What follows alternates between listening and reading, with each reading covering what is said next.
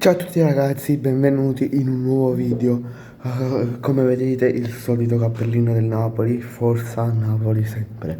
Oggi andremo a, diciamo, analizzare i vari colpi di qualche squadra italiana, ehm, ehm, squadra italiana, qualche squadra europea anche.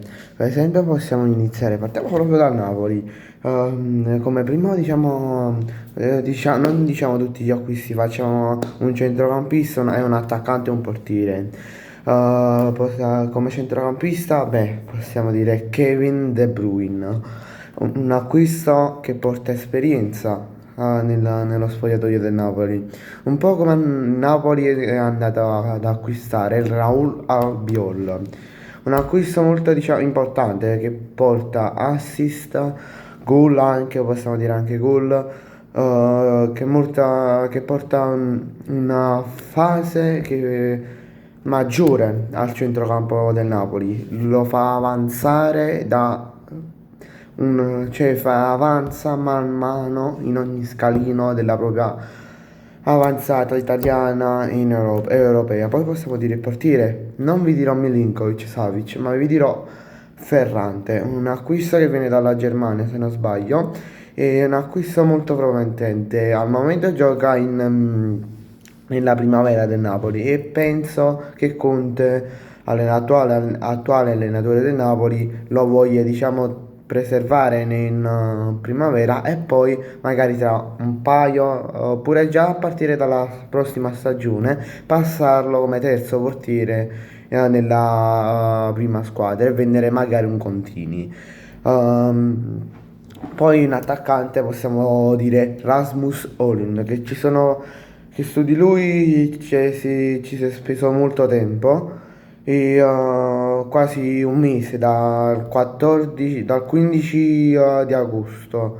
Il Napoli ha iniziato a cercare attaccanti e a sondare vari nomi come Dobbik e anche Rasmus Højlund. E dal 15 fino al 29 di agosto il Napoli è stato in trattativa con lo United. Poi possiamo parlare magari parliamo di Modric, solo di Modric per il Milan. Un acquisto che può portare come De Bruyne al Napoli una grande esperienza nello spogliatoio del Milan.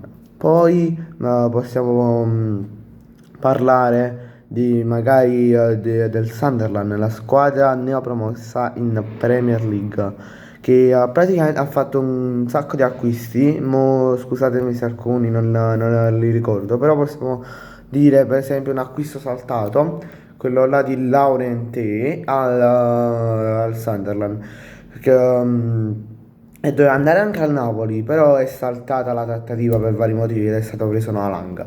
Però diciamo era stato ufficializzato da Fabrizio Romano con i suoi Here We Go però diciamo è saltato perché le visite mediche non sono andate così tanto bene ed è ritornato in Italia.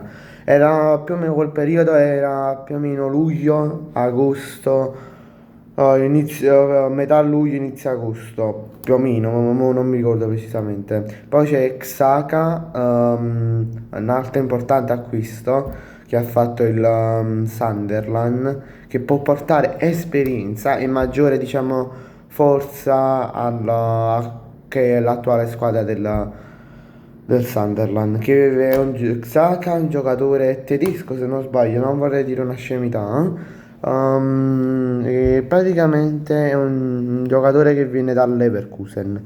Bene, abbiamo finito così col video e ci vediamo in un prossimo video. Ciao a tutti ragazzi.